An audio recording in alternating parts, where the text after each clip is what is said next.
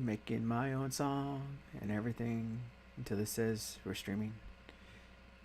Dun dun dun dun dun dun dun dun. That's how it goes, right? Mm-hmm.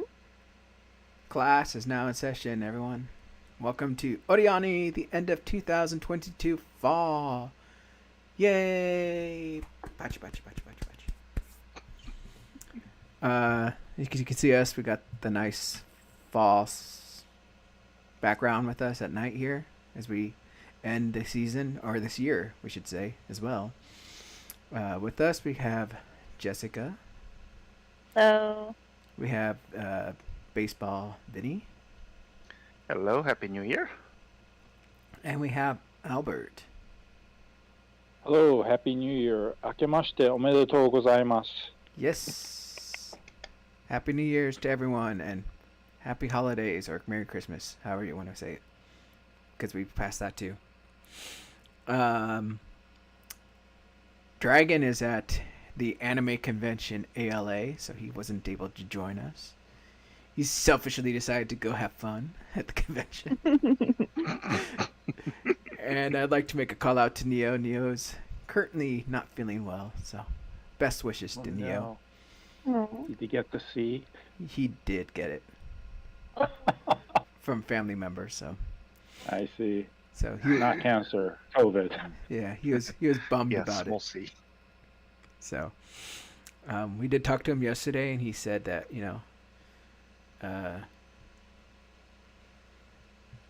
he's getting better, so everything sounds good there. But let's go ahead and change everything around, and we'll talk about our anime this. And we got here. What's this title? Let's make it larger so everyone can see it. Akiba Maid Wars, yeah. I believe we said Vinny was going to start us off on this one. Okay, I'll start then. Let's see. When the season started, I accidentally bumped into this one without having seen previews or anything. I had no idea what I'm walking into. Then after watching the first episode, I think I blurred out to pretty much everybody who will listen to me said this is pretty much how anime would look like if Quentin Tarantino directed it, and that means a lot of blood and violence and whatnot.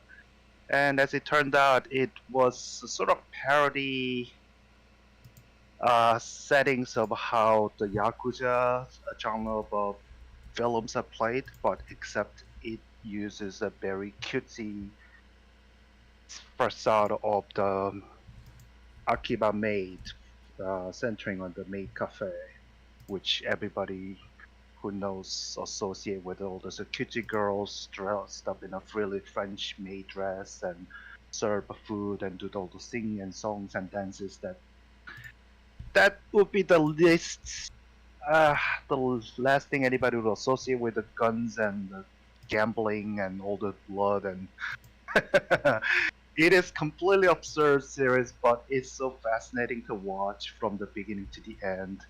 Just when you think you're getting used to with the tempo, they always introduce something else, and there's this wacky baseball episodes that evokes all these images from this blood and sweat and tears of the hot bloodiness of the sports genre from the 70s and 80s that got thrown in there.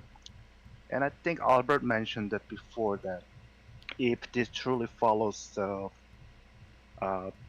Yakuza type of setting, then you will not have a pleasant ending. And we kind of got it. We all, I guess they felt that it's just too downtrod to have a completely depressing ending, so it kind of bailed out just a bit. But a lot of bloods are shed, and the people who didn't make it are plenty, and it was a very entertaining series to watch, to say the least. And anybody who's not up for any another isekai series, this is highly recommended. But just have to have a little bit more tolerance towards the blood, because there's plenty of that. All right. Anyone else? Sure. Yeah, so Vinny recommended it, and I watched it. It was kind of on the radar because it is by PA Works, and it is a anime original project. So I always like to support anime original, and did not disappoint, which is good because PA Works can be very hit or miss this last couple of years for me. And even though I did really enjoy Aquatrope of the White Sands, which I think is the last one they did, after thinking about it a while, my enthusiasm has kind of dwindled on that series, unfortunately. So went in with a little bit of trepidation, but was immediately sucked in by the ultra violence. And then once I realized, oh, this is not about maid cafes. This is all about it's the facade. It's just a Yakuza story. But they throw in all these different weird elements. Right. So there's one episode centers around casino gambling. Another centers around fixing a boxing or martial arts fight. There is the infamous baseball episode, and so on and so forth. So, PA Works, they have a ton of talent behind it. I believe the director did Sakura Quest before for them, and he's also the director for Bunny Girl Senpai. So he has his chops. Everyone, PA Works is also one of those companies that's not in Tokyo. They have their own company system where they train younger people, and they are actual employees, not necessarily freelancers. And so it allows them to raise talent. And I think it really did show. I did not really notice any huge quality drop in the middle of the series.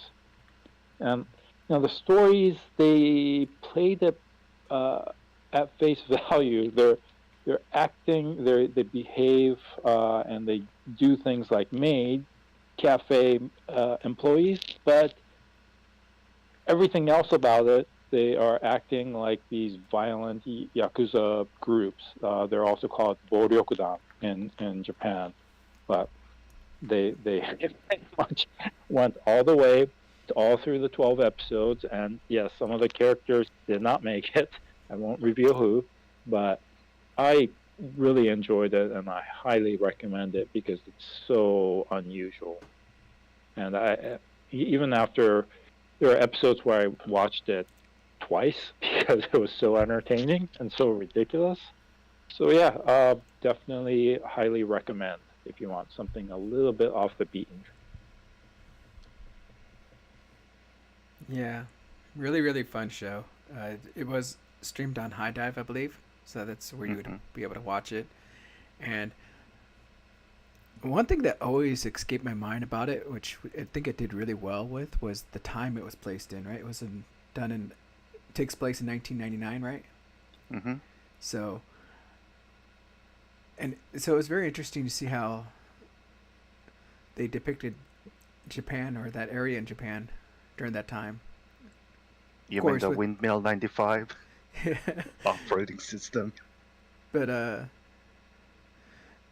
always, it was just really fun to watch, and just the different characters that they have, and how some of the episodes focus on one over the other, and why they feel that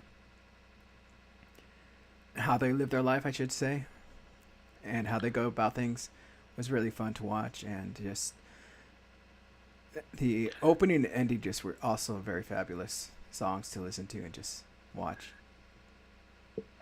Just added on to what Tank said, it really did well on introducing each of the main characters without skipping too much on. So they actually spend a little bit of time explaining why they are who they are.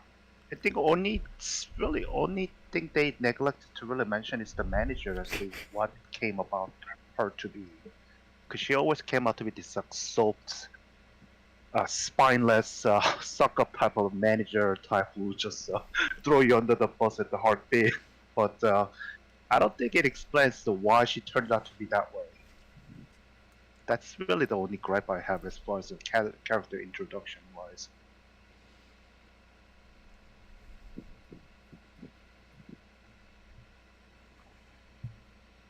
Yeah. Not much else to say about it, I guess, except for you should definitely watch it. It's one of those shows that I got spoiled at the beginning because I saw a lot of people posting clips before I even got to watch it, and I'm like, oh no, that's what this is from. But even then, it didn't really kill from the enjoyment of the show. So, but after a while, kind of the spoilers kind of died down because everyone started to focus on other shows. But I think the quality of everything and the pacing was done decently well, and I believe I was satisfied with the very last ending scene.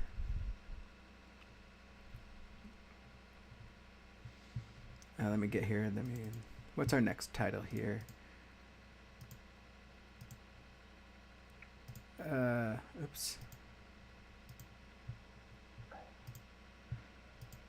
I only saw half of this. I'm going to read the English name because I can't do the Japanese. I'm the villainess, so I'm taming the final boss. Oh, that one. I also dropped that one. How far in did you get? 4 episodes, I think. Oh, same here. So Vinny, Man, am I told 3 or 4. I think am I told? I think Yeah. Drega and Neo watched it all, but they're not here. So I guess I'm the only one who watched it all the way to the end, huh? Was it worth it? 'Cause Yeah, fill us in. Was it worth it? No, it's not worth it. Okay. It's problem is that they tried to cram 3 story arcs into one core of 12 episode, and the pacing just went out the window halfway through. And that's really the biggest regret, since I read the manga and I liked it enough, so I decided to watch it. Then, as the usual, quality is not really up to snuff. Some of the drawings look so iffy. Background is kind of shoddy at times, which is understandable given that the company that produced is not exactly known for the highest quality there is. Just that once the first core ended, which was the original trope of the villainess in the ultimate game, turned out to be the person who actually played the game from outside in, having to replay the role as the main villain character and try to do the change her fate. Then the second arc starts where she's basically thrown into another academy, try to save whole another mess of people who got involved into demons and what have you, which was hastily done. I think they only wrapped it up in a matter of 3 episodes, which I thought that was too short. Then they went into the third arc where Lilia, who is the original main character, main heroine from the game, revealed herself to be another person from the outside world, got sucked into this game of the world, and realized that our main villain is just as same as she is, and decided to have a little fun at it and mess things up by throwing monkey wrench into every plot line. So our main character, who now come across the problem of her love interest, who's the demon lord, who's the oldest son of the kingdom, lost the memory of her and everything else, and she has to not only bring back his memory, then try to save the demon from getting purged off based on this nonsensical crimes they supposedly committed, and then try to find the mastermind behind all this plot, which goes right back to the whole main villain versus the main heroine basically duking at each other. And it just was not fun to watch at the end. I labored through the last two episodes, knowing that it's just I cannot recommend it. It was just terrible. Uh, Only those who really likes this ultimate games subgenre of the isekai slash fantasy type of series would want to watch it, and even then, I would say watch it with your when you're just having nothing else to do. So I heard you say talk about the studio, so I decided to look it up, and they did the Lidendale anime. No wonder it looked bad. And they also did that whole the little demon girl with a broken horn before that. I remember Lidendale me complaining every episode about their horses and their animation. Yes. There are very few anime that get horses right, though. To give their credit, their CGI horse looks better this time around. It doesn't look completely wonky. But that was the least of the problem. All right. Let's move on to the next one. Did you want to talk about Arc Knights? No. All right. Next up, we got. I'll just say a little bit about this because I actually found it a little interesting, even though I didn't watch it all. Which is, it's called Aru Asa Dummy Head Mike ni Natte Ita Orekun no Jinsei. Sorry, I said that really weird. Bless you. These were shorts, like 4-minute shorts or something like that. And basically, every single episode, this guy is reincarnated as a different item. Either he's like a bicycle seat, a tape measure, or something, but he ends up being used by these girls in this club, and it's very ecchi. But the first episode, though, he turned into a dummy head mic, and I guess their club does a lot of ASMR stuff, so it started off that way, and I thought that's what it was going to be about, because the ASMR was kind of interesting because it actually played with the sound for each ear and everything, and it was kind of interesting in that way that they.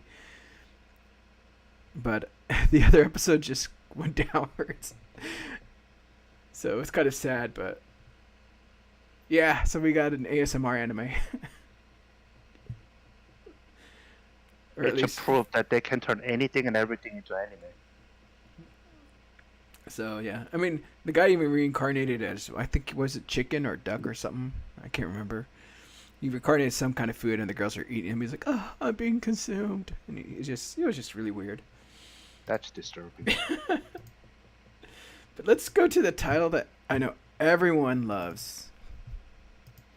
Even Jessica, and she hasn't seen it yet.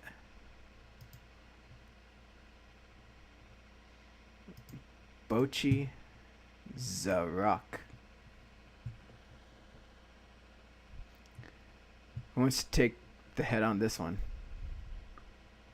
Albert. Okay, sure. Sorry for the echo. I'm in a slightly different room. So Bocchi the Rock, right, it is based on a Yonkoma manga, which is a 4-panel manga, right? And to adapt something like that to an anime, I think takes a lot of talent, a lot of hard work, and a really good writer. And in this case, they nailed it. So they turned this story of this girl that has some sort of social anxiety, self-conscious, can't speak with other people, all of this. But she's really good at playing guitar because she dedicated 3 years of her life to doing nothing but playing guitar. She has a following on the YouTube equivalent. And she's gotten good, and she's always wanted to, she has aspirations to be in a band and become popular, but she just hasn't been able to move forward with that because she has social anxiety. And so she is just suddenly one day, someone spots her asked her to be, stand-in for a guitarist that never showed up to their band because they were going to be playing. And from there on, her life kind of starts changing. And Hitori-chan, or Bochi-chan, she makes the effort. She starts making the effort to actually try to change and to be that person that she's always wanted to be, but could never do on her own. So it is slice of life. It is cute girls doing cute things. And on the surface, you might think, hey, isn't this just K-On? But it's nothing like K-On. And don't get me wrong, I love K-On, and it's a fine show. It's a lot of fun. It's a lot of memorable characters, memorable scenes, music. It's fun. But Bochi is not a school club anime. It is much more of a personal growth, and I think it resonated really hard with the community of people who tend to watch anime. They are often not the most popular, the most outgoing. They're not extroverts, and yet you see yourself in Hitori-chan's struggle as she tries to become, better at doing things, not just playing guitar, but being part of a band, being able to work a part-time job, being able to communicate, express herself. So I cannot recommend this enough. And I'll tell you right now, this is anime of the year for me. And it's not just because they did some great things with the animation and the music. It's really the entire process of adapting what is, a simple panel in a manga to a medium that you need to have movement, you need to have voice, you need to have music, you need to have background art. All of this was done in a superb way, and on top of that, they used really different techniques to bring her life into existence. It's not just flat 2D anime. There are scenes from claymation, there are scenes from 3D, there's deformations of all kinds, there are Picasso-like scenes. All of this, yes, it's in the manga, but to make that into a moving medium is really hard, and I think they really nailed it and added content, anime original content, to flush out her story, her life, the sub-characters, everything. So I cannot recommend it enough. Spiel over. Yeah, I agree. Highly recommended. I'm glad I was on this bandwagon at the very start. I remember seeing this on Aniplex online back in I think it was August or September. I can't remember. They had the online festival and they showed a trailer, and I was like, oh my god, this seems really fun. I need to check that out, because when it comes to music, I'm a sucker for music. So, and then just being able to get into it and watch it, it was just so much fun throughout the whole journey. And I gotta admit, I think Vinny was there watching that last episode. Oh, I busted up laughing so hard. Oh my god. Oh yeah. I was in tears, and this show is just so great. But because of it gaining popularity so fast by the later half, a lot of videos were starting to come out on YouTube, analyzing, giving us more information, teaching us a lot more things, that I was learning a lot more about this show. Like, I learned that, did you know that the members of the band, Kisatsu band, or whatever they call it, right? All their names share a name with the Asian Kung Fu Generations members. Yes. So you got that, and then you got just so much other things that went on just to make this show. I watched this YouTube video up talking about how the show was compared with the animation versus Chainsaw Man and all these other things, and how different it was and how much it stuck. And it was just so much fun watching all these videos, analyzing it. Even on I think their official YouTube channel, they had some people that would play the songs the exact same way. Like even the last scene, if you go to their channel, you can see the guy playing the exact song that they played with the guitar and everything that happens. And it's just really fun to watch those things play out. So there's a lot of content for this even after the anime is done that you can keep on viewing and seeing and just learning all the other people's opinions, and just even the what was it? I think it was episode 9 or 7 or 8 that I think that hooked a lot of people with the performance was just amazing, and how they animated that was just top tier, I think. Yeah, I think it was episode 9. Yeah, but it was just, this thing has so much going for it that I think it has a lot of rewatch value too.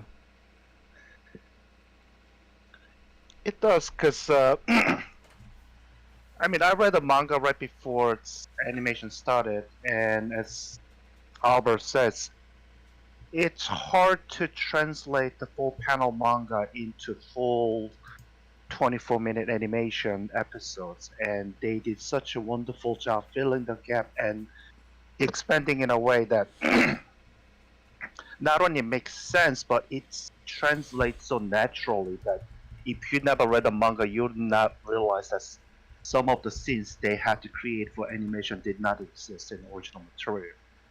And yet they remained very faithful to the original source, so they did not really mess with the storyline. So walking into episode 12, I knew exactly what was going to happen during the concert, and yet I still couldn't stop laughing when that moment happened, because it's such a wonderfully done. And it was such a butch thing to do that you just couldn't help yourself but to laugh about it. Just a few things to add. If you decide to read the manga, they do at the very beginning of each chapter, they do little cutscenes where each members do the little sort of wacky take poses and pictures, and that's actually a promotional picture from another band that just recreating for themselves. And the creator also writes a doujinshi and attends a comic head, and it just got so popular he was literally booted out from the original spot because he was clogging the space, and he had to relocate into another spot just for himself, and it's turned out to be the outside of the hole. So he had to draw the little diagram, and he took a picture of himself sitting by outside, which is a very butch thing that happened to him. And so those people who's not extroverts, I think they all understand how much they dread all those, group assignments or class assignment that where the participation is mandatory. You just dread it so much. And whenever I watch the Bochi struggling with it, I'm like, yeah, I can definitely feel that one. So it's such a wonderful thing, and music is great too. I ended up ordering the CD. It'll be here in a few days.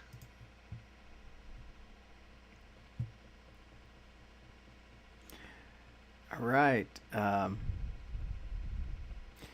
I guess there's not much else to say. I think there's like 3 different endings they got for the show that I noticed, because I loved the endings and how they were animated. I even made stamps of some of the characters that I just loved how it looked. But let's go ahead and move on to the next title so we can get through everything. Even though we want to still talk about Bochi, right? What next? Yeah. Unfortunately for Jessica, I believe she said that she couldn't find it, right? That's why you missed it. I had a dumb moment where for some reason I got it into my head that it was on High Dive. And so I didn't really even bother to look for it on Crunchyroll, because I thought, oh, it's on High Dive, it won't be on Crunchyroll. But I really wanted to see it because of all of the buzz surrounding it. And now I can fix that mistake. Yay. you could tell us about Chainsaw Man. How about that? Oh, okay. Chainsaw Man is very odd in that it really shouldn't work. The character designs aren't bad, they're just boring. Because, like, the whole thing with character designs is you want them to be able to pop, and the common way to do that is to give them silhouettes that are unique and easily recognizable. Chainsaw Man puts everyone in uniforms that are just pants and white shirts and black ties. And so there's not a whole lot visually to set Chainsaw Man characters apart from not only each other, but also anime in general. And yet, the story and the characters are so good and so complex that this show is better than it has any right to be. Because at its core, it's really kind of dumb, if you think about it, where he turns into a chainsaw demon, and the demon design is kind of dumb, and the sword demon design is kind of dumb, but the show is aware that it's stupid. It's really strange. I've never watched anything quite like this. But if you enjoy hyper violence, this show will not disappoint. And if you like twisted characters, you will also not be disappointed. So yeah, I recommend watching this one. It's good. I don't know what else to say that wouldn't be spoilery. So I don't know. Has anyone here not seen it other than Tank?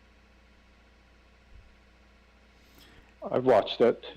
You've watched it. Albert, what are your thoughts?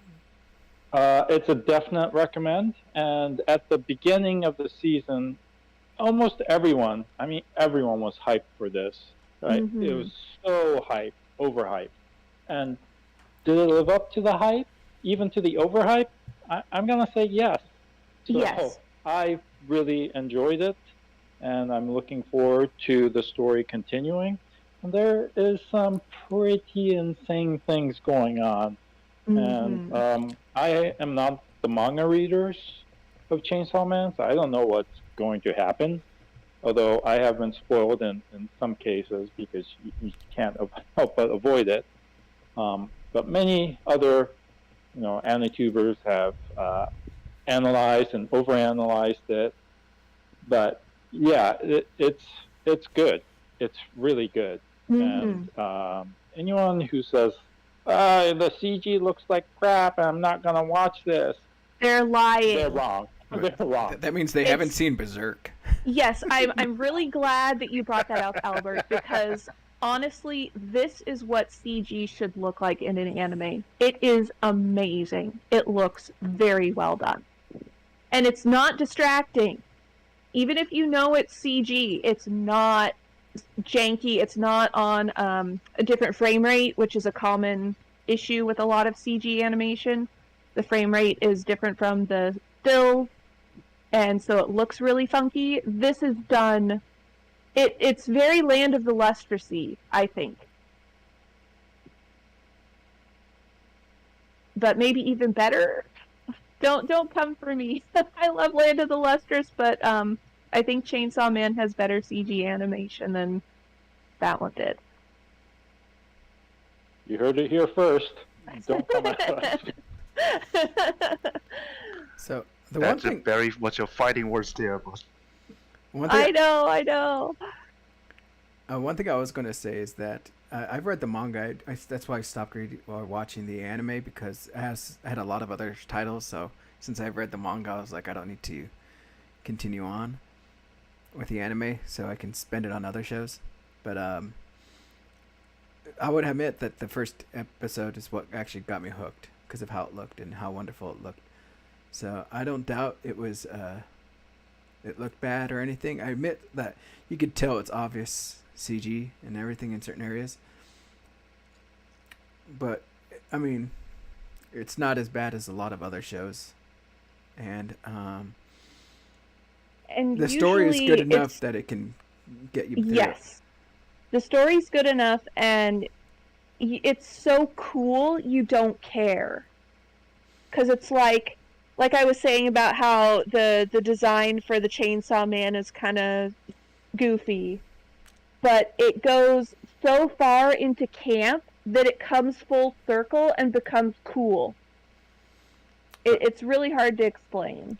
But And I'm not doing that good of a job. I will say this, because of a convention I went to, this show has made it very easy to just do cheap cosplay, because all you do is black slacks, white shirt, tie. You're good to go. Yes. You're part of the team now. Absolutely.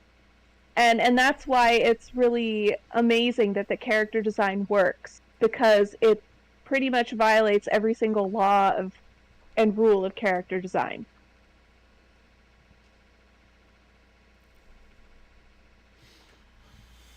Do we know if there's going to be a season 2?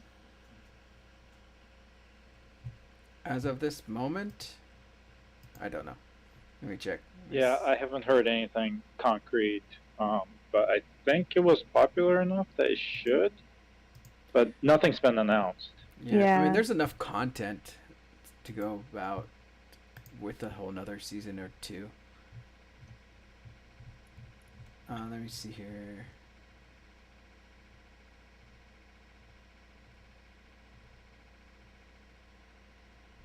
I don't see anything. But yeah, that's Chainsaw Man, unless you guys want to add anything else to it. I don't have anything else to say except you should give it a chance, definitely. Give it a chance, says Jessica. Or maybe, do it yourself. That's our next title. I mean, do it yourself. Nicely done. Nicely done. You gotta make that call every single episode. Yahoo! So DIY or DIY, do it yourself, is mentioned a lot in the show, and I'm gonna go right off the bat and just say the animation it's not the greatest. It's nothing to write home about. I mean, if you want great animation and stuff, watch something else. But just something about this show just was charming and just fun that we kept on watching it, and it just, to us, it got better and better. We got Yoa Sarufu, I believe her name was, right? Mm-hmm. And so she would always like, it's named after me kind of thing, for do it yourself. And so she ended up finding this one club out in the middle of nowhere and ends up joining it. A lot of other people end up joining to build something great and grand to help get more members. And they teach you a lot of things, how to make knickknacks and and a little bit about some safety, because Yora Selfu, or we just say Sarufu, kept on getting hurt and stuff. I mean, she got the perfect attendance to go into the infirmary. Nurse's office. Yeah, infirmary. Yeah, so she definitely got that. But it was just fun seeing all these members and having them work towards a common goal near the end, and how they made those friendships. And it was just a nice little thing just to sit by and just watch and see how it goes. Now, I will admit this, it was kind of fun that my mindset of tragedy makes everything better kind of affected everyone at one moment in this anime while we were watching it. Because we ended up seeing this one truck and I'm like, oh my goodness, that's a sign. And lo and behold, it came true. But just seeing them overcome these obstacles just to get to build the project was just really fun. And it's not really a show that you can really recommend or just I don't even think it's worth a rewatch, but just watching it once when you have time and if you have nothing else, I mean, it's decent, it's playful, and it's just fun. What did you think, Vinny? I know you were a hard person on it at the beginning, right? I am. uh, After they came off with Kageki Shoujo adaptation, I think I spoiled myself by having expectation dial up a little too high. So first episode came about and I was just very much disappointed. I was ready to drop it. I just suck it up and put it through the end. And after dialing the expectation down by about 50%, then it was bearable. It's very much for the hardcore slice of life fans. Anybody else really would not survive to the first episode simply because it just looks awful. It's I don't know what the aesthetic they're going for because they combine this weird high-tech settings. Then character design is kind of like sketchy looking, very abstract. The coloring is weird. I think Tank even mentioned about how Yua herself, Yua, the main character, because that name is pun and that's bothering me. Uh, Her mouth, whenever she talks, her mouth is painted white, whereas everybody else is painted a different color. And there's a lot of those weird idiosyncrasy with no rhymes or reasons that's thrown in there. So if you're going to be nitpicking over animation quality, there is just no ends to things to complain about. Only thing that's done well is some of the backgrounds and some of the crafts they finished. They look nice, but the character itself is just so jarring. I wish that they used a different style, something more conventional approach to it, and I think it would elevate this series a lot more. But as is, I just cannot recommend to anybody to watch this because either you're gonna get upset over it, disappointed by it, or you're gonna fall asleep. Even the topic itself should be somewhat more interesting, but I guess it depending on your upbringing. If you're viewers who lives in a some of a rural settings where handling some of the basic mechanics are expected, then this is something that kind of makes you wonder, huh? Are you really that oblivious about how to use some of this basic machinery? Versus if you're somebody who's grew up in cities where you're expected to take you to the shop to get everything done, then yeah, this might be a little bit of a delightful enjoyment and newly discovery. But it's just regrettable. That's the feeling I felt throughout the whole thing.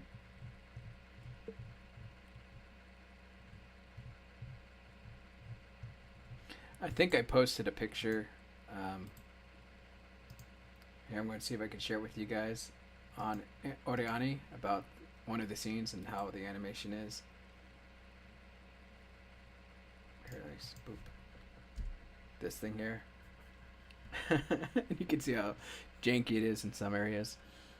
But I thought it was just a really fun show. So, like I said earlier, not one of those shows I can recommend, but I can't say it's bad because I actually enjoyed it and it was fun, especially with the pig and all the meals that they ate. How they joked around with that. And even Jabako was pretty fun characters. I mean, all the characters individually were just had some fun. And they were very interesting. It's just I think the only problem was the animation that Characters are fine. I mean, they are cliche, but not overly cliche most of than anything else. It's just that I had such a problem with the animation itself. Okay. Let's go to the next title.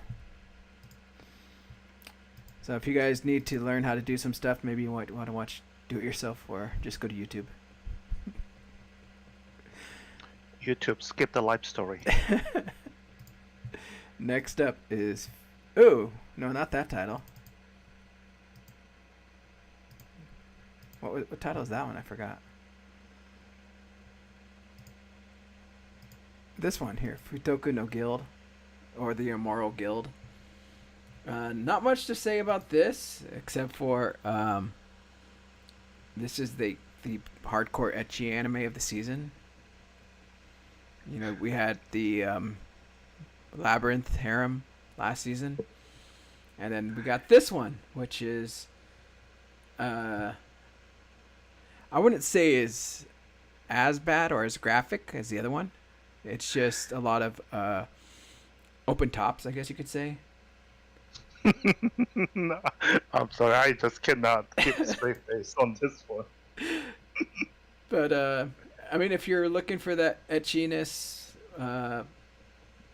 harem, this is your show. Not much else to say about it. This is just slightly off topic. This is a series where Tank literally will himself into the top 10 series to watch every Saturday night by throwing a big 10 on the recommendation scale. My bad. I had to. We had to see how this ended.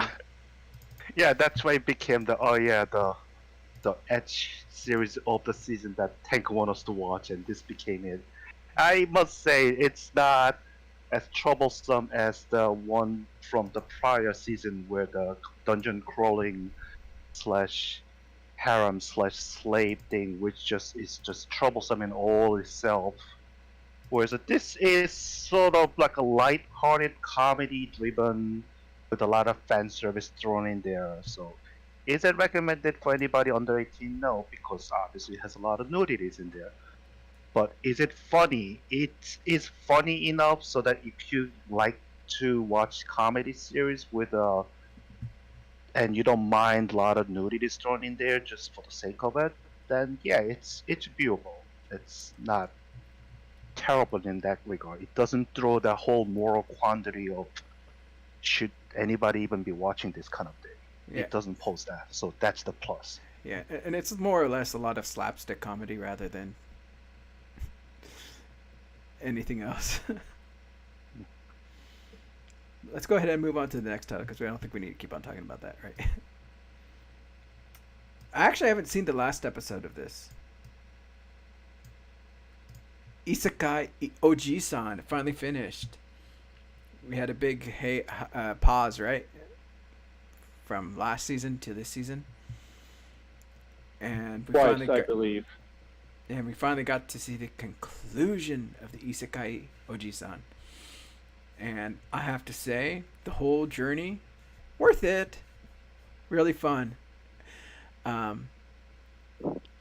would say with that pause, I kind of forgot like where we left off when I started continuing again. But I was easily able to get back into it. I was like, oh yeah, okay, now I know. But this show was just really hard to watch just because of how they released it and when it got released, and just with at least with translations, and it was just all over the place. But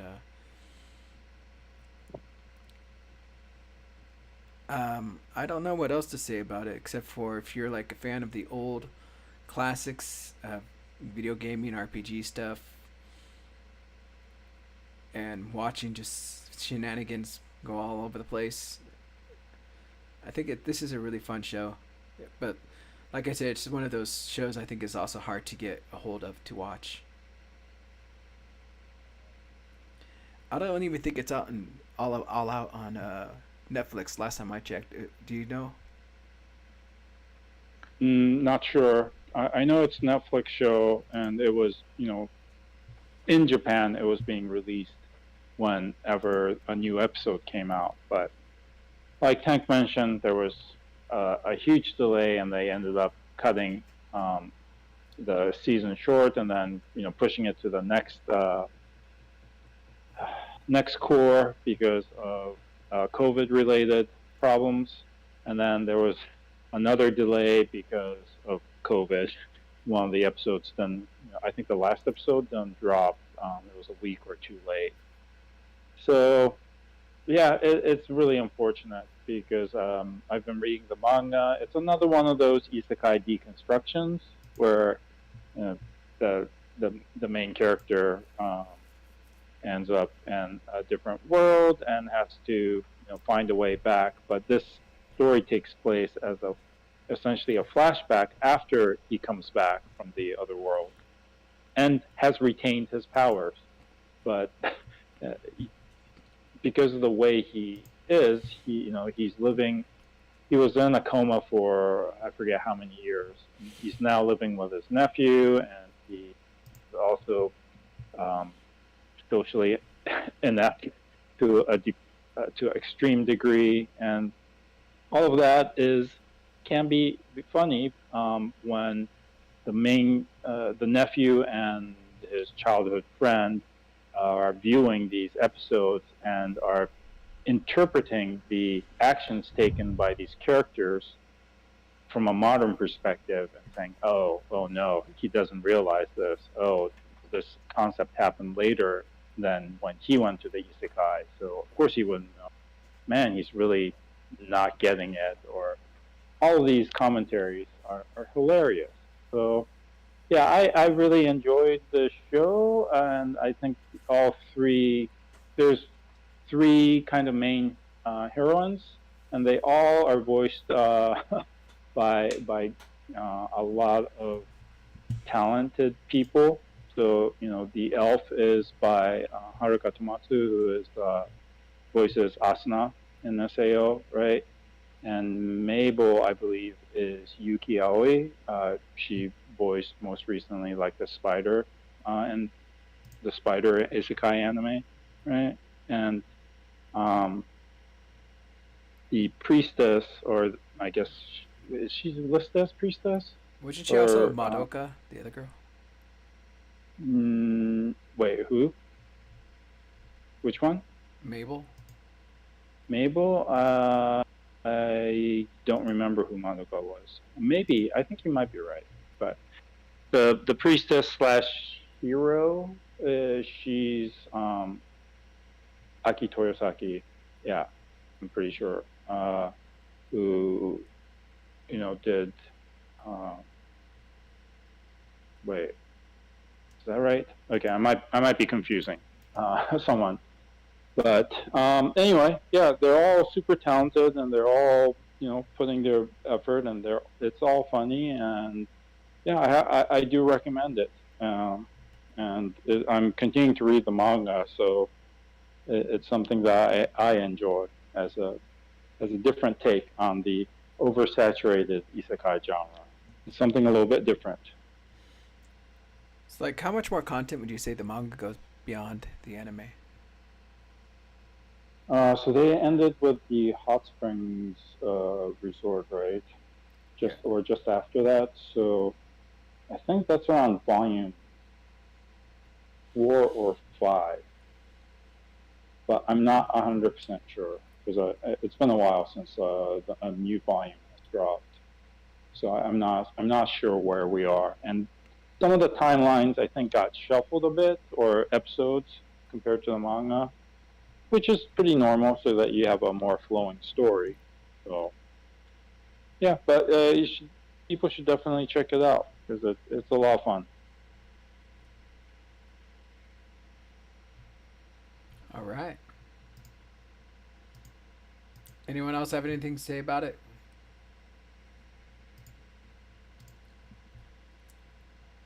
Seems like Jessica's the only one who didn't finish it. Let me go to the next one. We're going to skip the next one because it's still continuing on to the season, so it'll probably end at this core, which is the Eminence of Shadow.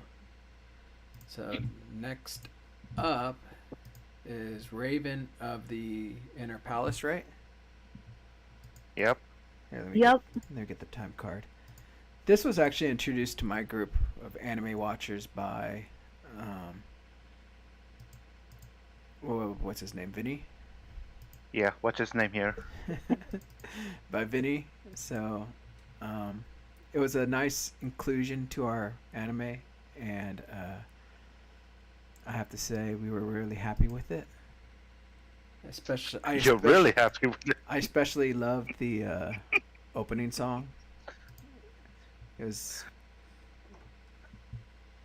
Did I get the right title? You'll be happy to know that the light novels got licensed and are going to be published this year. Nice. Yes. Yes, I'm really looking forward to reading those. I think the volume 1 came out digitally. Oh, is it already out? I think so. Ooh. I'll have to check it out. But there's just this mysterious charm about the opening song that just drove me to sing it all the time. Yes, let me give a different take. Whenever the certain passage starts with the letter M starts, Tank belted out, and we all make that collective cringe of watching a drunken salesman singing along. Oh, I love it. But yeah. The only thing I would say is that I found very confusing or upsetting. I would say it was just how they subtitled the names and everything versus how they said it. Because I was always like, wait, that's it's not spelt the way they're saying it. Right, they used the Japanese pronunciation and used the Chinese title for their names on the subtitle. So Yeah, so it always threw me off, and that's the only gripe I had with it. Not that it's big; it's just that every once in a while I'll be like, "Wait, what? Oh, okay." But I need to step away for just a moment, so I'll let you guys discuss this real quick, okay? Okay. okay, Jess, what do you think about this series? I really liked it, and I liked how it showed the background of the inner palace and stuff, because in a lot of these fantasy settings, the main characters are the king and the queen, or the prince and the princess, and they live in this palace. And I'm the type of person that I wonder, yeah, that's cool and all, but how do you feed all of those people that are living there? Or how many staff members do you need to take care of one of those palaces? And I thought that the anime did a really good job of showing that this Forbidden City is a real actual city. That there are enough people living there to keep things going and to help the royals with their day-to-day life. That there are complexes. So it's not just one building where you have one castle that's surrounded by a moat and a wall. It's no, this is an actual city. And I liked that a lot of the characters were from those backgrounds. You had the eunuch showing up, all of that. My one criticism is that I felt the pacing was a little rocky, where sometimes it felt like they were condensing a lot of the story into just 2 episodes.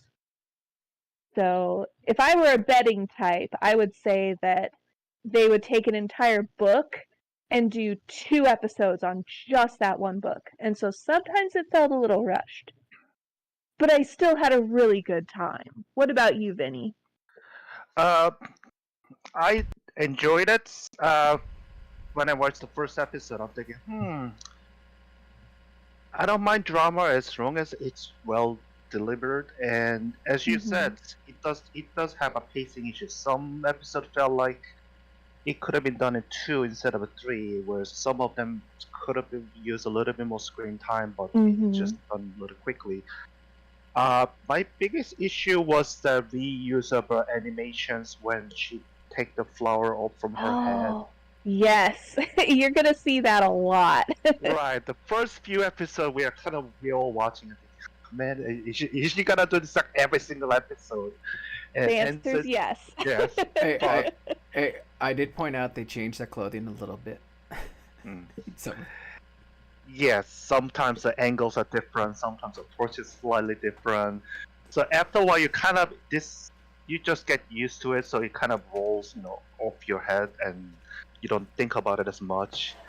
And I like the fact that the map they drew out at the very opening scene actually amounts to something and not just decoration for the sake of it, which I liked.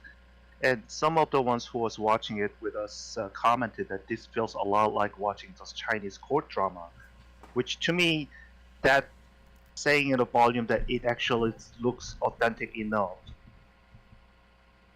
That the drama and the way it paces and the way it's structured and the way it's designed, it looks authentic enough. So to me, that's a plus sign, and I enjoyed it truly. And after watching it, still makes me wishing for even more to see the adaptation of the other series that deals with the Chinese inner court. The Apothecary's Diary. But Well, I hope that comes along, but we shall see. But this was very enjoyable to me. Slow pacing, but good. Yeah, I would say that if you really like Sayun Koku Monogatari, but you also wanted it to have magic, this would be a shoe-in for that. Mm-hmm. This show reminded me, or gave me the same feelings as a lot of those other mystery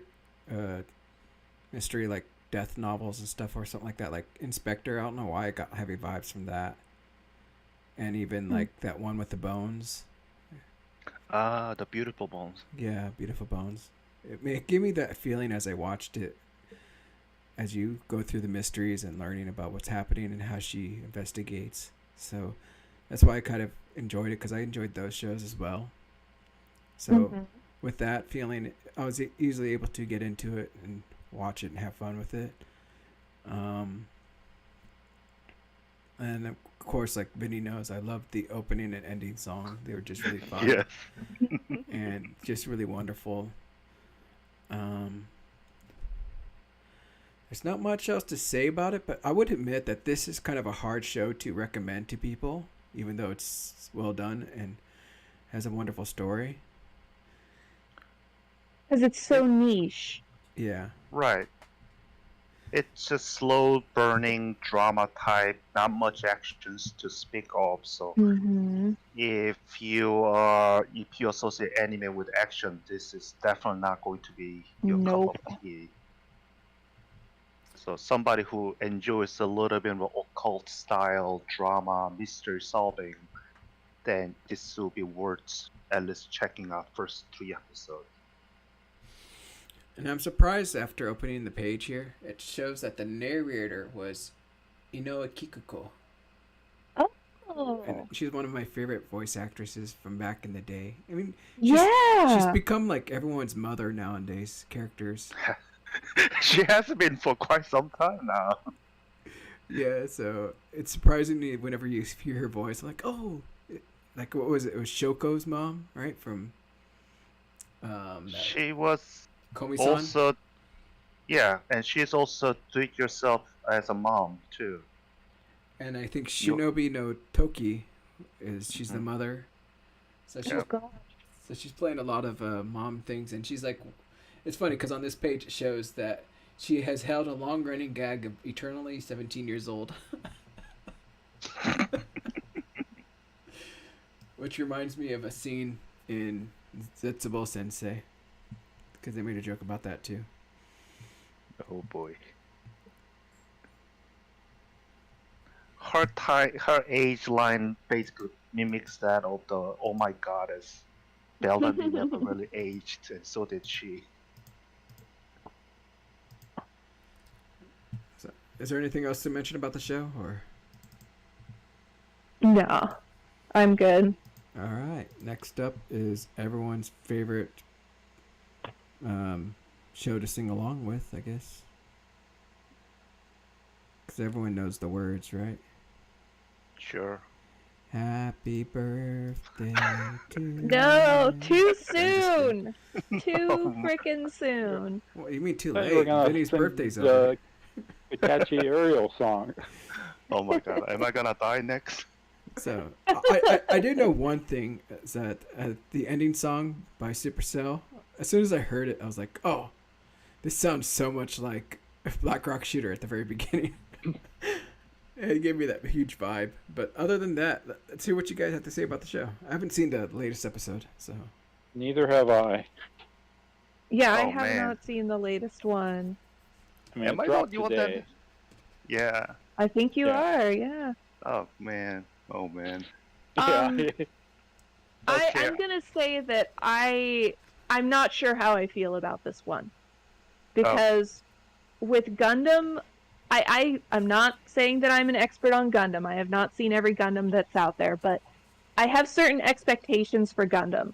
Is that there's gonna be war, there's gonna be cool robot battles, there's gonna be, morally gray characters, politics, stuff like that. And so when I heard that this was going to star a female pilot, I thought, it's about frickin' time. And then we have Utena in space instead. So I was just really not enjoying the first couple episodes of this. I almost felt like it was a bait and switch.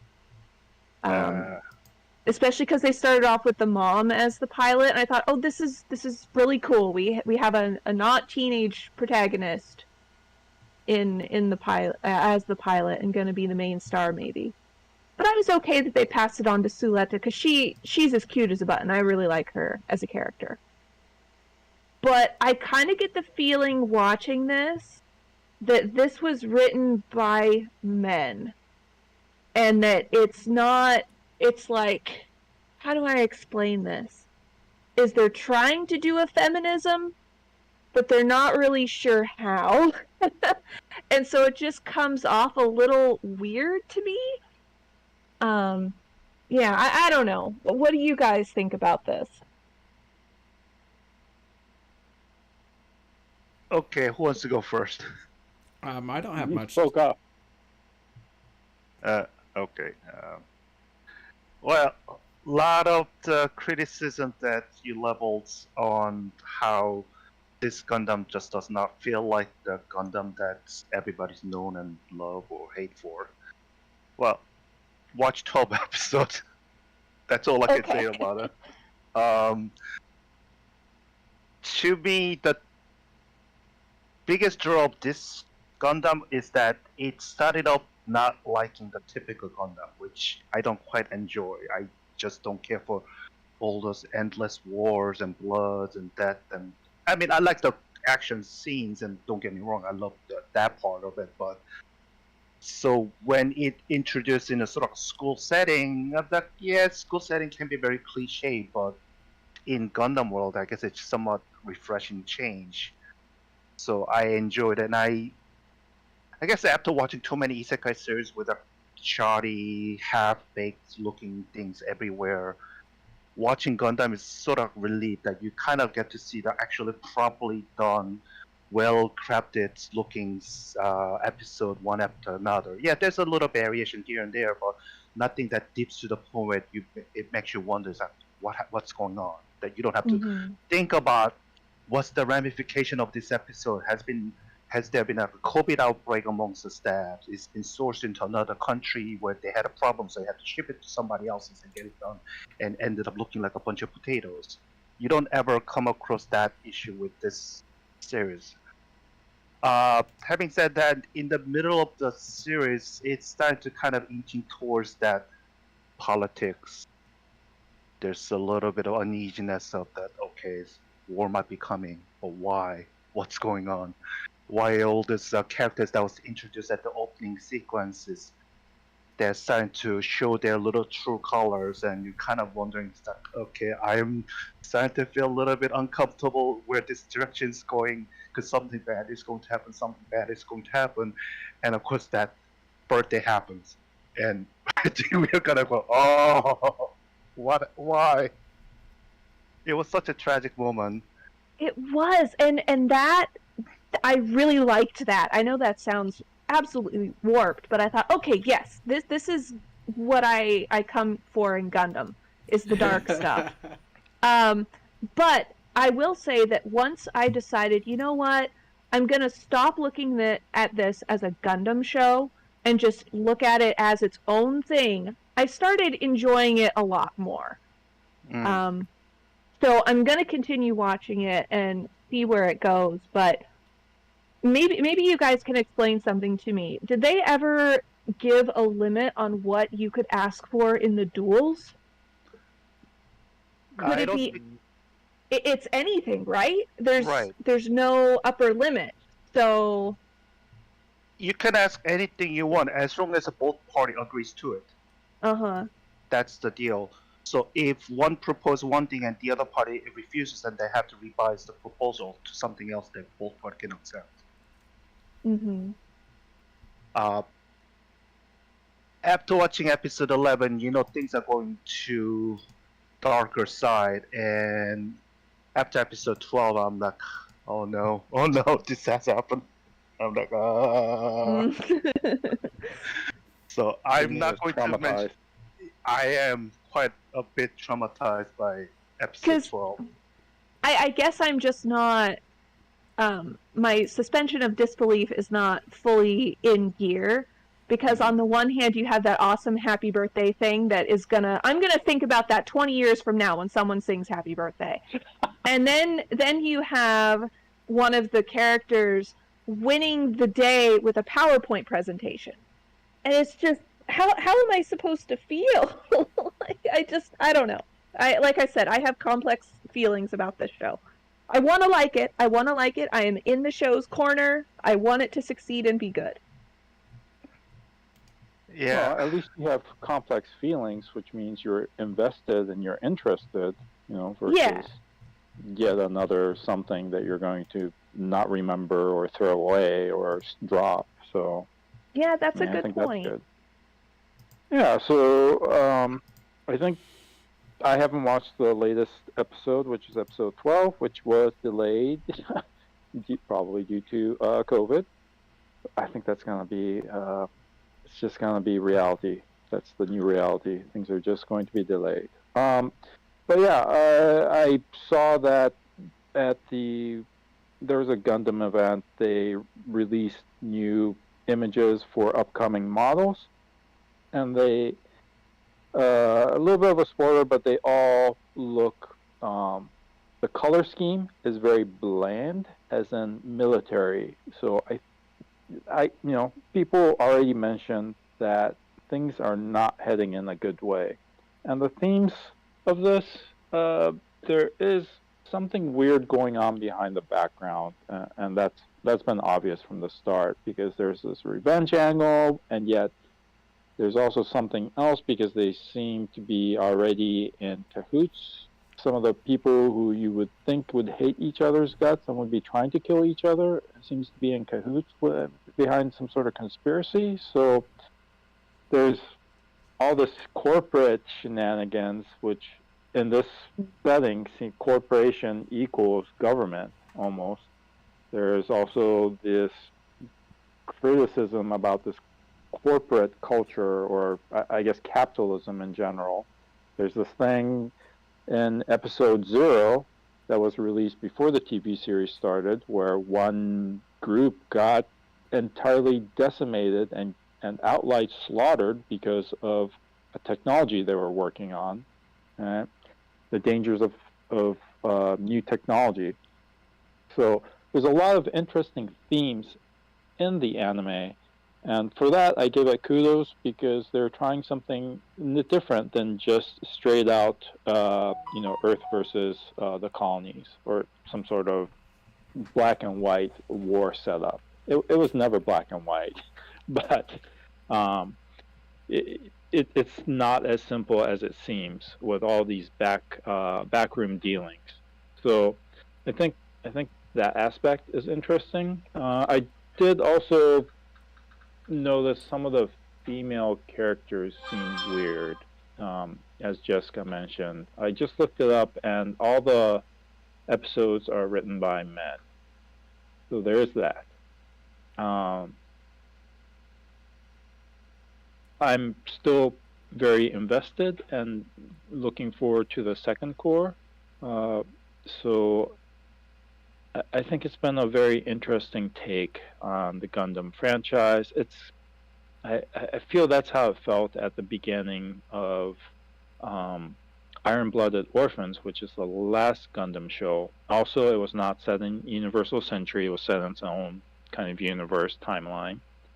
And that one ended up, we just talked about Akiba Maid Wars, but that one ended up following the story of a Yakuza story. Oops, sorry about that. The rise and fall of a gangster, right? And so this one is a different take with this school setting, which I was definitely not sold on, but came to accept. It's still weird, Same. I think, and still doesn't Agreed. make sense. But if you view it in terms of the school being a miniaturized version of all these corporate wars, and reading from things like Cyberpunk, where corporations are the strong groups that hold all the keys, not governments anymore. that kind of thing, and the school is just a mirrored aspect of all that cutthroat competition, then I can kind of go along with it. Not saying I'm fully on board, but I can see what they're trying to do. So overall, I liked it, and I'm still gonna watch the second core. And I really, I'm a little bit dreadful of watching episode 12. I But know. Vinny, you scared me. we'll see what happens. Yeah, I'll probably post something in the group chat once I've done watching it and have dried my eyes. Mm-hmm. Mm-hmm. I'm excited. I will say that I do like that the uniforms are unisex. That's really cool that they did that. But have you guys noticed the large amount of mullets in this show? It should be called Mullet Suit Gundam. There's so many. But I'm not going to hold that against it too much because I loved Iron-Blooded Orphans, and that show was so freaking ugly in the character designs. Oh, it was awful. Maybe they're just following the 80s aesthetic. Business on Yeah. the front, the body on the back. So with It comes around. I was going to say this is one of the few shows I think that's came out with end cards. So if you watch to the end, you can see some very beautiful art at the very end of each episode. Oh, I did not know that.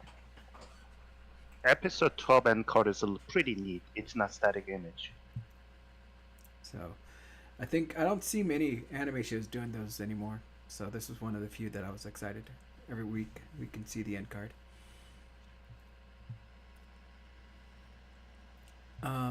Other than that, next up,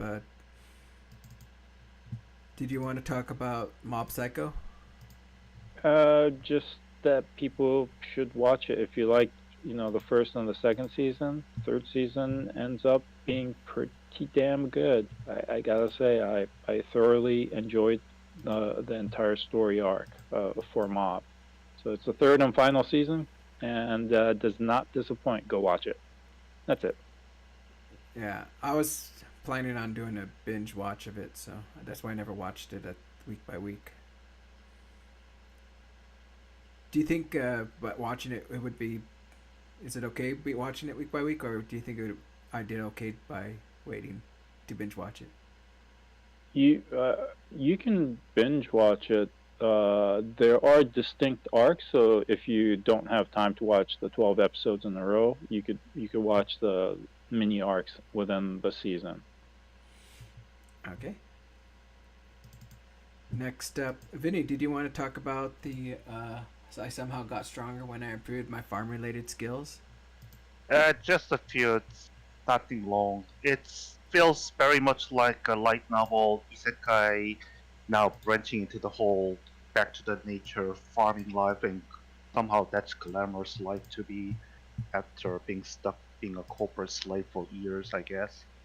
Otherwise, it's very generic, very typical that main characters are supposedly non-assuming farmer who becomes overpowered and gets all the girls and save the world, yada yada yada. The end. If you just like those light novel series with a long title that you can never pronounce it correctly, that's your thing. If not, you can safely skip along and not miss a thing. It's not an isekai, right? That's about the only box it doesn't check. All right. I watched, I think, half of it, and then I was like, yeah, I don't need to watch the rest. It's not that interesting. Like, this guy is supposed to be the strongest, yet somehow there's always problems where you can't exert his strength. Come on. Yeah, it's pretty generic. And then we got Romantic Killers. Yeah, so I already talked about it before, Oh. but I highly recommend you check it out on Netflix. I think it dropped on Netflix. People weren't talking about it, but it's a really good show. And the last quarter or so, takes a kind of a dark turn that I wasn't expecting. So I did enjoy it for that too. But mainly, I enjoyed it because the main character Anzu is played by Ria Takahashi, who is the voice of Megumin and Emilia from ReZero, right? And she does a fantastic job. She's just having a lot of fun with it. So I highly recommend you check out Romantic Killer on Netflix. All right. Next up, we got. Oh, that's a big title card. Let's shrink it down. Shinmai Renkijutsushi no Tenpo Kei? Yes, correct. Management of a Novice Alchemist. Did you watch it? I only watched half of it due to time constraints because of all the other shows I was watching. I ended up dropping it, though I think I was enjoying it. Yeah, I at one point dropped it, but I had some time, so I just kind of continued it in the background. And it was,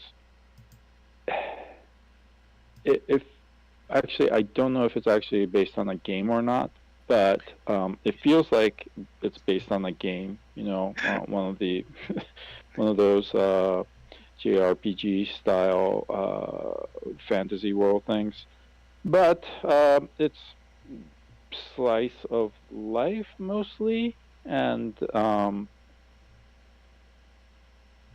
it was enjoyable enough, but it's not something I'm going to go back to. It was fine for the watching it in the moment, but kind of forgettable characters and plot line, I felt like. Did anyone else watch it? I believe Vinny did. I did. Yeah, as Albert says, I keep thinking, dialing back to wondering about the character design. I keep thinking that this looks a lot like Artelia series from the Ghost. Those are, the magic, the alchemist crafting all those items and going out and try to forge stuffs and all that.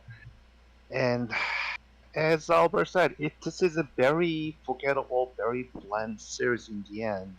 Except every time there's some semblance of a crisis, you just toss in the main character and she just plows through everything because she's so overpowered that it defies all the rules and logics, and that kind of becomes a bit of a downer. Cause you kind of want to see a little bit more drama, something more backbone to it, but in the end, it's kind of goes right back to the cute girls having a little tea party and having snacks, and whatever trouble comes along. Oh, earthquake, no big deal. Volcano, no big deal. All those monsters, no big deal. We just toss in the owner and she'll just one shot through everything, and that's just that's the depressing part. I wanted to like this series, and in the end, it's just another overpowered series that kind of becomes blah. Yeah, that was my feeling too. So let me just tell you that when they tried to give her a weakness, right? Mm-hmm. And her weakness is she has too much magical power. So her master gave her a pendant that would regulate that power. That's not a weakness. That's not a character weakness, okay? So quit writing things like that. That's like a backhanded approach, backhanded. So, we have to give us something to talk about it, but it's like too much power. Okay. Exactly. But I mean, it was fine for what it was. But I'm not going back to it or recommending it to people. Yeah. All right. Like I said, I only dropped it because of titles. I went with your other title that studio released, which was Uzaki. So we'll get to that when it comes. But I always thought this would be fun just to leisurely watch. Next up is Shinobi no Itoki. Did you want to talk about, Jessica?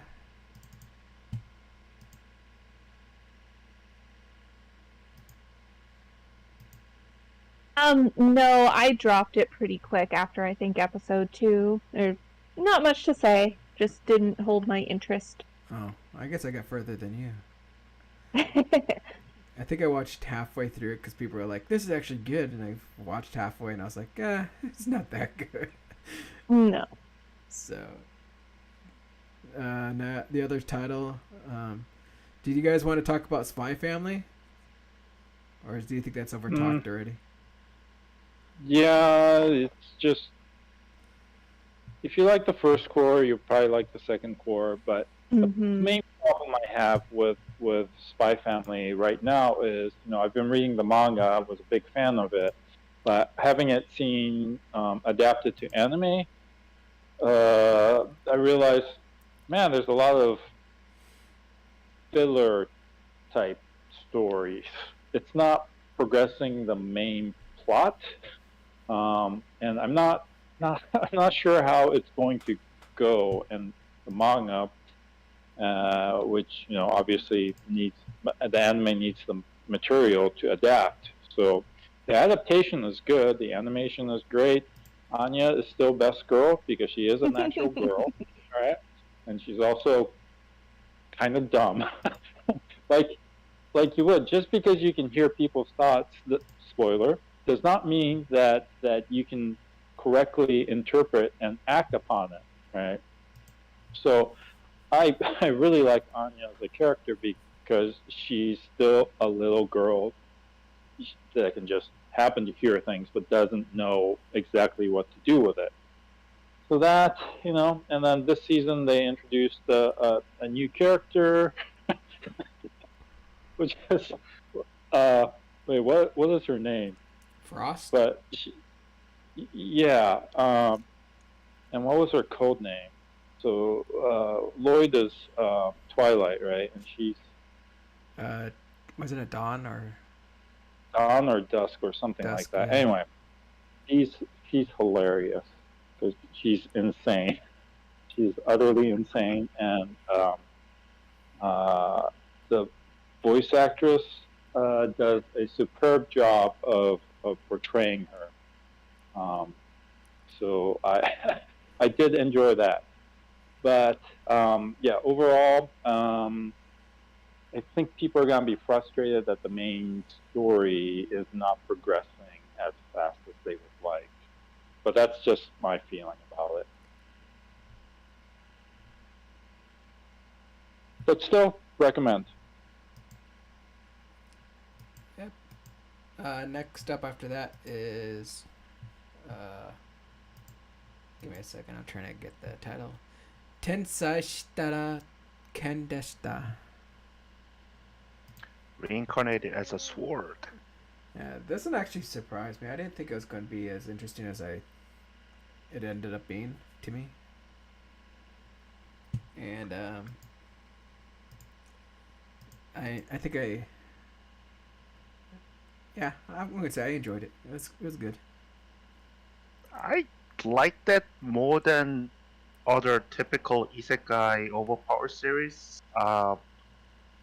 Partly because it's a sword that's being person being a reincarnated sword, which is a little atypical than your typical isekai power trip series. I mean, it's not as extreme as a vending machine per se, but still, it's a sword. And two is that instead of having all the power onto itself and become the main character, it shares the spotlight and the power and everything with the native character, which is Fran, that cute black cat girl. And her deadpan expressions and speech, I find it to be very funny and endearing, especially when she does that bye-bye. I read the manga, I read it up to volume 8, and they wrapped up the first core in a right spot, because otherwise it would have just gone too long, and they already have made an announcement for second core, so I guess it was popular enough. And yes, it's typical actions. There's a guild, which I always have a problem with. There's always an adventurer, which I have a problem with the title itself. And it has pretty much all the settings that you expect from the Isekai fantasy series. You check all the boxes. But I find that the character are more rounded. They're not so stilted and fixating on the power metrics alone.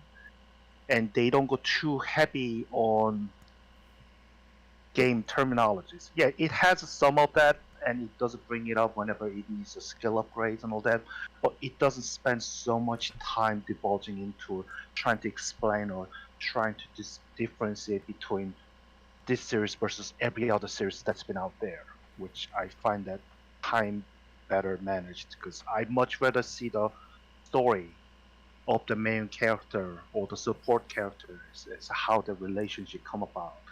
Towards the end of the first season, the very clingy, overbearing side character who's been just keep circling around Fran. As it turned out, there was a good reason and story behind as to why she's very much fixating on the main character, and I found that to be very heartwarming and somewhat tragic as the reason why. And I think those are things are better delivered than typical isekai adventure series. So I like that. I enjoyed it.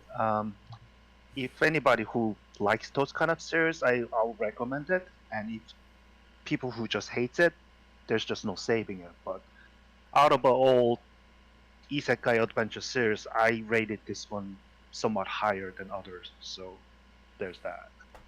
Yeah, so going with what you said, which I thought was very interesting and fun about it, that made it a little more entertaining, is that instead of this OP character that's just, oh, I'm now living in an isekai life, let's live out my dreams of being an adventure and everything. No, Fran, as our main heroine, has different goals, and she knows she's not strong, and even to a point where she does kind of lose things, she still has that mentality to pick herself up and push herself to become that person that she wants to be, that she's growing up to be. So she was a very fun protagonist to watch as you watch her grow. And she was just, and she had a lot of really cute moments, I'll have to admit. She's not the kind of character I'm a big fan of, but she had a lot of charming points, plus her tragic story and everything just made her lovable.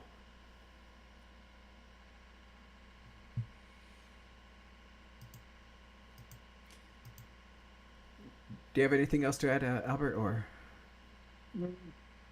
I think this is one of the more popular reincarnated as an object series. Right? So it's a subgenre of isekai where you're reincarnated not as a person but as an object, but obviously with magical powers. So yeah, I liked it. The things that I don't like, people have gone over, but I realized when reading the manga, I just skip over the entire part about the game mechanics and leveling up, right? But when you're watching an anime, you can't. They go on. He talks about, I'm going to choose this skill because this branches into this, and I'm really curious about that. I don't care about any of that, but I can't skip over it. So that is something I found annoying in the anime and in every other isekai with game mechanic explanations. I don't really care about the game mechanic explanation.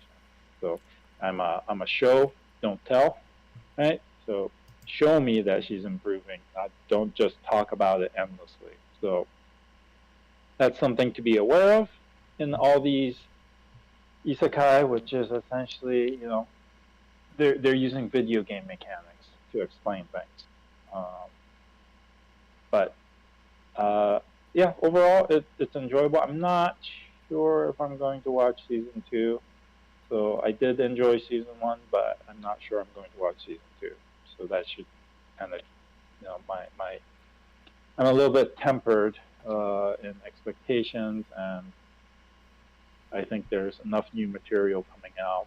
We're still waiting for that track in that isekai anime. So when that happens, I'll watch it. But I don't know if I need to go back and watch a second season of this when I'm just reading the manga and enjoying it. But that's it. all right. Next up, we got My Master Has No Tail, or Uchi no Shisho wa Shippo ga Nai. This is a title I actually want to finish. I'm very actually interested in the what is it, Rokugo series or stories? Mm-hmm. Yes. Rakugo. Rakugo. Oh, I said Ro, right? Rakugo Yeah. stories that they tell. Although I don't think they told the complete stories within the show. No, they did not. I think I remember that they did kind of give us a synopsis or a more complete picture of it near the end at the credits, right? Yeah. Yeah, after the credits, there's always a scene where usually Mamada, the main character, would explain what the Rakugo performance was about. So yeah, this came about because I started watching it because Vinny recommended it, and I ended up really enjoying it. It's set in a slightly different era. It's set in the Taisho era, so the Meiji era has happened, but Showa has not yet, and that's an interesting period to set things in. The Rakugo performance we've had before, but I don't think we've had Kamikata Rakugo, which is a style of Rakugo that is popular in the Kansai area. So this is different than what you saw in Rakugo Shinju, Descending Stories Rakugo Shinju. So there's some differences in prop and settings. And obviously if you understand the Japanese part, they're talking in a different dialect often. Right? So the Kansai area has their own dialect. So all of that was interesting. I did enjoy the characters, the animation, the voice acting. The second half of the series ends up being kind of a trial by fire for our main character, Mameda. And it was interesting to note the different masters that she had to convince to let her continue her studies as being an apprentice. And all these masters were voiced by veteran voice actors. They're not people in their 20s. In fact, the last master, Utaroku, is I'm not remembering the name, but the voice actor is in his 50s. The others are in their 30s. They are very well versed, and all their different styles came to the fore when they're telling the Rakugo part. So I found that really interesting, and it ends in a pretty good place, based on a manga series, so it's still ongoing, I think. But I really enjoyed it. I think 13 episodes might have been one episode too long, but they did smash in some backstory episodes, so there's that. But if you're interested at all in something a little bit different, right? Something that, even if it's a kind of a slice of life, there's a strong story arc, and it is not set in modern day Japan in a school. So that's a big. All of those are big pluses for me, and the characters are memorable, and I would recommend it that you give it a try.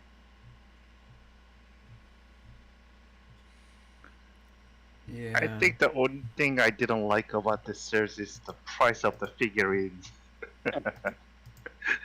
It's absurdly expensive, clocking at about $200 per each. I think that's becoming the norm. All the other figures I'm seeing recently are in the 100 to 200 range. Oh Yes. no! I'm about to shed tears of blood at this point. Good thing the exchange rate is okay, although For that now. might change. We'll find out. Yeah, I'm dreading the ones that I ordered that's coming in next upcoming December as to how the exchange rate will tilt. I might have to make some cancellation by then. But back to the series. Taisho era series. Anytime somebody sticks to me with the Taisho era, I'll watch it. I love that that setting so much, and Me that's why I too. start reading the manga. And I know there's a couple of series with the Rakugo involved in, and I just found those to be a little too stuffy. But this one was lightly introduced enough that you're not just stopped with so much Rakugo terminology from get-go. They'll explain to you everything but not so heavy-handed in a way that makes you wanna kind of go, I don't understand it, I don't understand it, I don't understand. And so, post-credit little sessions that explain the Rakugo story that was mentioned in each episode was helpful. Sometimes it's redundant because it's more or less self-explanatory, but other episodes where it's only spoken about half or just a snippet of it, those post-credit explanation, it comes very handy. It gives a better insight as to what the story is about. And characters are lovable. I understand better as each episode passes along as to why each one takes such a personality or approach to it. And obviously, our main character is not a human, but a tanuki. And all that makes a very cutesy but also interesting drama series to watch. It's not something so complex. It's not something that you have to think too so closely about it. But overall, it's well executed. It's well drawn, and I like those in between cards during the commercial breaks where they introduce the first card, which is done by the animators in animation style, and second card is drawn by the manga writer artist in the manga style, which has a different style to it. And I kind of find those extra bits to be, well, it's giving a little extra something motivation for the fans to enjoy. So overall, I'll recommend this series for anybody who wants to watch some lighter drama with a mix of the comedy. Yeah. So, going off on a little side story, in one of my friend's Discord servers, this guy, he's labeled as the Bard. He's supposed to be doing our storytelling to us, but we decided that he wasn't doing his job, so I decided to help him and trying to find a Japanese storyteller. That's when I started looking into Rakugo. Is it Ra or Ra? Rakugo? Rakugo. And I learned some very interesting things. Like there's a actual Canadian Rakugo master, and I think he came to Anime NYC this year. Yeah, and so he actually became a master over in Japan and everything, and brought the skills over here, and has been telling stories and stuff, which I think is really fun, and I kind of really want to check out one day. But there's a lot of interesting things about it that I wish I could watch it live, but I know I wouldn't be able to understand it. So I'm hoping I could find a place where I can watch some of it where it's subtitled, and I wonder if they have videos like that. But because of that storytelling stuff, I really want to kind of finish watching this, because it seems a very enjoyable show.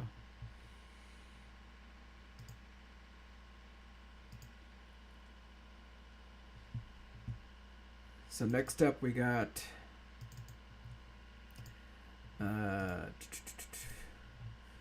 Uzuki, the anime Uzuki. Uzaki? What? No, in the English dub, it's Uzuki. You serious? Yes. One day I went through all the dubs on this show for some reason. They had like German and all these other languages, and I went to English and they called her Uzuki instead of Uzaki. And it was just, it was crazy. But we also watched it in Spanish, I believe. It was kind of fun watching these different languages. But it's just a continuation with Uzuki and Sakurai, and of course the shenanigans with the friends. But this one, I guess, kind of this series kind of targets their relationship and bringing them closer, and them actually realizing how they feel. So it's starting to come to a conclusion. I think they might have enough for another season if they go through with how everything's moving. So it's not too bad. I mean, I think the hype did die down with it from last time, or when it first aired.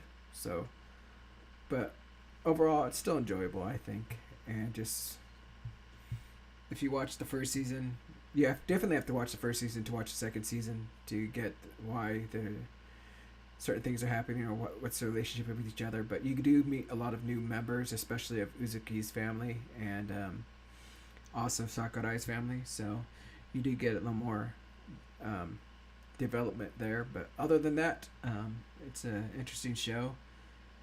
And even on, if you, they have a little channel on TikTok where the voice actor even has this little thing where she's saying lines from the show with the picture of Uzaki's face.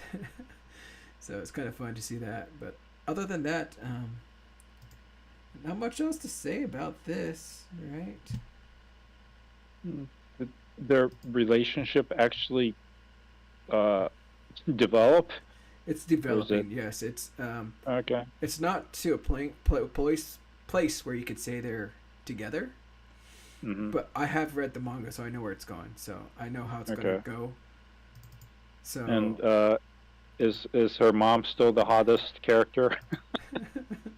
pretty much, she's that one character that's just, and she's always still just misunderstanding things. Even now that they have the daughter into the picture, she's Mm-hmm. everything's. I mean, they had this Christmas party where they all get drunk and certain things happens, and it's just, it's all over the place. That's all I'll say.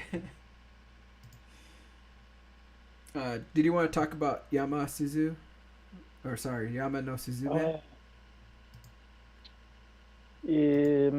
Yeah, just briefly. The first.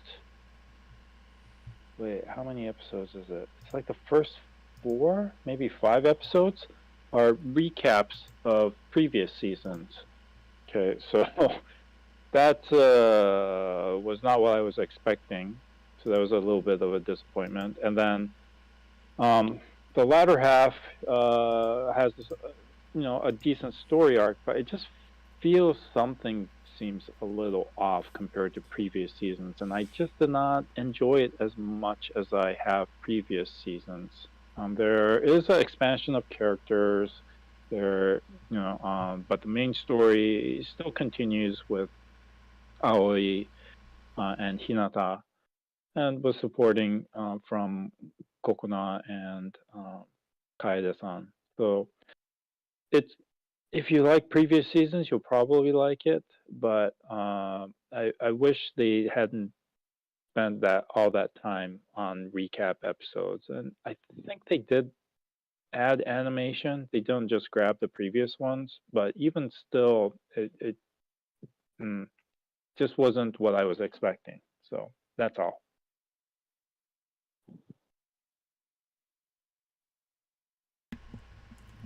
All right. This was like, well, I forget, we mentioned at the beginning, but this was the 4th season? 4th season, but I will point out that like the first 2 seasons are shorts. They're not full episodes. So that's why they were able to just recap it. The first one, especially the first season, was something like 5-minute episodes, if I recall. Oh, so this is actually a full episodes now? Yes. Yeah. All right. Do you think I could just start with those recaps, or would it be better to just go through and watch the whole first few scenes, even though because they're shorts, right? Yeah, I mean, you could just start with this 4th season, and you'll be caught up to the entire thing. So I don't necessarily think you need to go back to it. There are recaps, so they're much shorter, but if you want the full thing, then you can go watch the previous seasons. But I don't think it's not necessarily a bad thing to just watch this 4th season.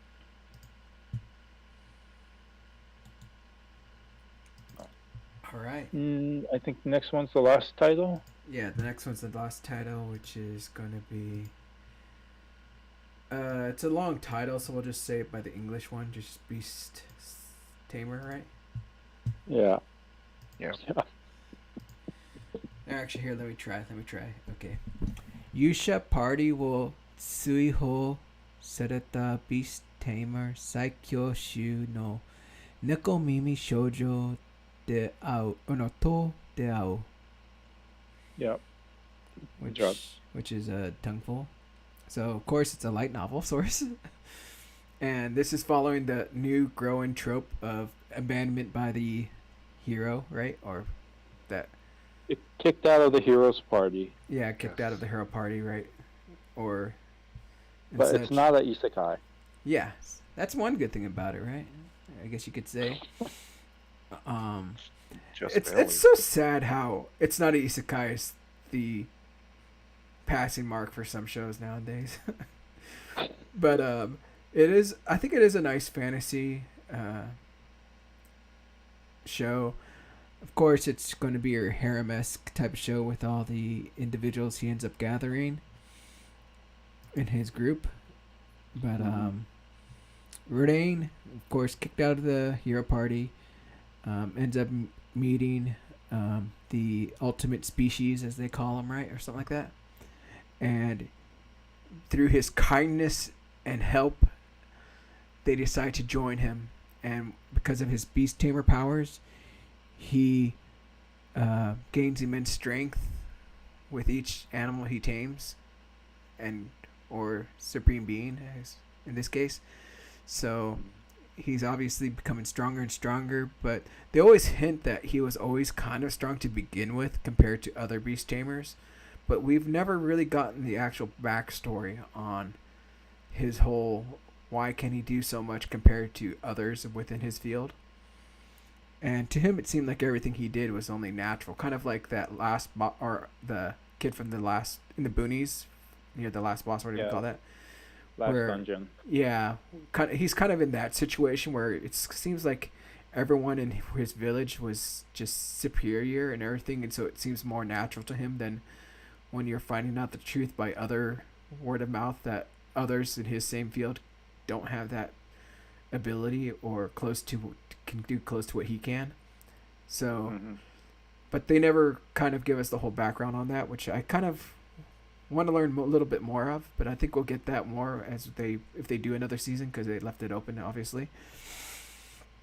But the characters that he ends up meeting and befriending are decent. They're okay. I mean, there's nothing. I have no problems with any of them. They're all nice characters. They developed their relationship really fun.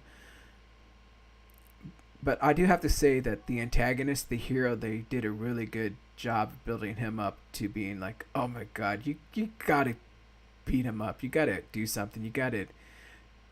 This guy is just out of nowhere. Even his compatriots were bad, but it's not as bad as the hero. But it's just they did rile you up to being like, you deserve better than this. So this is one of those shows where I think the antagonist, they did a really good job with the antagonist, and helped you build that bond and friendship with the protagonist. It's because you want him to do better, because of it's not just his personality, it's also because of the stuff that he's been going through, and just these people that they were using him are just no good at all.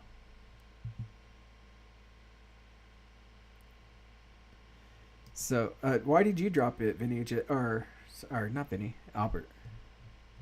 Well, I can let Vinny talk first, and then I'll tell you my thoughts about it. All right. It looks like Vinny actually finished it, right? Yeah, I finished it. I survived. That does not sound good. At this point, this becomes really memorable. It's almost like I want a badge for every time I survive watching these series. Now, I guess all this banished by X, hero party seems to be another its own sub branch that's kind of going along. And every time I'm watching, I'm thinking about, okay, just how many readers are a big fan of this series because they want to escape from their own predicament on real life, where they're stuck in like a dead-end job with crappy ass bosses keep railing them to do more. That you just want to escape into the fantasy where you get to right all the wrongs that's happening to you. And more I watch this type of series, more and more I think about it. as to how much is driven by the fans' reactions and fans' desire to see more of this. And I kind of find it to be sad in its own. I mean, you spend so much time in your life working, and you really don't want to be stuck in a crappy boss. And but then life dictates that you have to earn in order to live. So you're kind of having to just bite, your tongue and having to deal with all those things that you don't consider to be right. And having said that, this checks all the boxes of what you expected to see from fantasy genre. It's got the harem going on. It's got all those cute girls. The main characters get their justice delivered in the end, happy ending, and he's likable. He's overpowered. Yada yada yada. Sometimes I guess after a while, all this fantasy series just run out of a straight path to go through, so they start to twisting things, and now all the supposedly the righteous characters are warped and twisted and evil and horrible character, and as we see from this one here too, that he gets into this vengeful.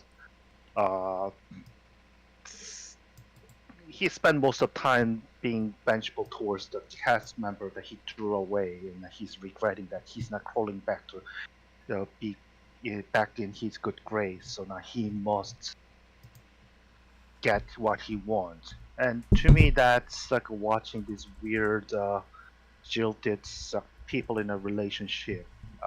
That's kind of cringy, for the lack of a better way of describing it. So I find it to be, after a certain age, you kind of watch it just because you watch it, not necessarily you're really looking forward to it. And this was one of those.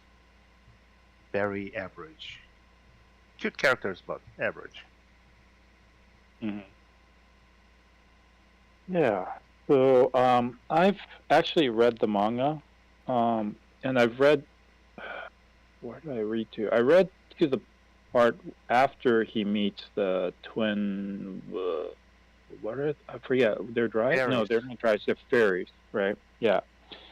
So about that time, I just couldn't go any further because the character of Rain is not interesting.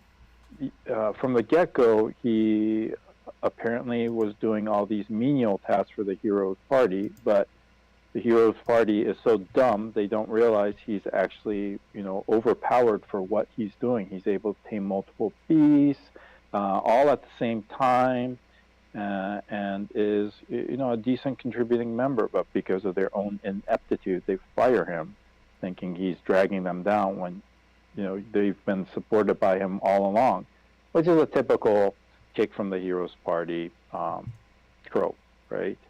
And then the very next day, it doesn't even take him like struggling for days. The very next day, he meets the cat spirit girl, and then he tames her, and I put that in air quotes because there's a hilarious thing where he goes through the taming ritual, and then the taming mark appears. And I remember someone that was reviewing anime, they're going, wait a minute, and flashes to Raftalia from Shield Heroes, slave mark. Right? So I'm like, wait a minute. And then it continues that because he was able to tame her, he has some of her abilities gifted as her tamer, as her master. So essentially, he doesn't even have the weakness he started with, which he was a support class. Okay, and every other girl that he comes across is immediately charmed by him, agrees to be tamed by him, and gives him an ability that overcomes any weakness that he has. It's not, at that point, it's not even fun. As a character, as a reader, I'm going, this is getting ridiculous. And then it just gets even more ridiculous. So, I just don't follow that kind of character interesting, and I can understand if you're Vinny's point that if you're stuck in some dead end job that you can't get out of, this would be a escapist fantasy. But escapist fantasy, there's good escapist fantasy and there's bad escapist fantasy, and to me, this is just not very well written. The main character is not that interesting, and cute girls alone can't save this harem-esque story. So that is why, after watching one episode, I was thinking that maybe the anime would bring something new, or have a different take or something. But it's pretty much a straight adaptation of the manga I was reading, which I know is based on the light novel. So there might be some differences, but everything was straightforward, and I just didn't find it interesting. So that's why I dropped it after 2 episodes. If I'm being somewhat more cynical, I'll say it has a character growth of a 5-year-old. It's pretty much flatlined after one beep, and it's almost as if it's crafted to cater. So it's almost like this is a kind of expectations those people who's kind of stuck in their little worlds of those people in incels or nice guy people are expecting that, oh, I'm a nice guy, everybody should be nice to me kind of thing. I just can't help but being very skeptical watching this type of series after a while, that there's no challenges, there's no growth, or there's no hurdles to get through, that everything's a yellow brick road for you to walk on. And it guess just seeing more of it just makes me feel very skeptical and a bit little disturbed by it as to why these series are so popular. Yeah, I don't know, but I didn't find it original enough to continue, even the manga. So, and I think that is where we end for today, right, Tank? Anything else? Not that I can see. I think everything is pretty much done. Yep. Oops, my ending sign's not where it should be. Get smaller. There we go. Thank you for watching, OreAni. I'll put it right there. This next season that's coming up, we already got a few episode 1s out there, so we'll probably be back in 3 weeks, at the end of the month, I would say, and have a little discussion about that. Other than that, join us on Discord. I'll try to put a link if you want to discuss. Why you make it sound like a question? I can't remember what the link is, or if I can put it on there. I remember back in the day when I tried to put links, it wouldn't let me put links, so I'm going to try again. But if you want to discuss anime or share some things, Albert and Vinny do a good job of posting some stuff every once in a while. We have a few people that post movies that are coming up. Like we just finished watching the quintuplet movies at the end of December, or in the beginning of December, that came out. That was really nice. We got the Sword Art Online movie coming out this month, right? Next month. Or next month? No, wait a minute, hold on. I thought it was the end of this month. But is it? The Slime is coming up this month. Oh, it's a slime one this month. Yeah, Sword Art Online is on February 3rd, so next month.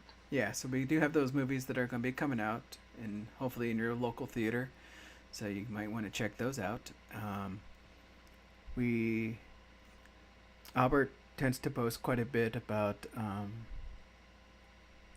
some Japan-related topics. Like he went to Japan recently, and that was really cool. He gave us a cool YouTube shout-out to OreAni, which I thought was fun. Mm-hmm. So I hope you had a fun time there, Albert. It was okay. I bet with all the restrictions, it was probably kind of tough to do a lot of things, right? It wasn't too bad. So. But other than that, thank you for watching to the end, and Um, we'll see you all later. Good night. And once again, call out to OnzzyArt. You search his, I think he's in our comments, OnzzyArt on Instagram. We got EIENArt, which did our chibis. Onzy did our background on our table. So Nice. we have those guys doing our wonderful art for us. I'd like to thank them. And that should be it for tonight.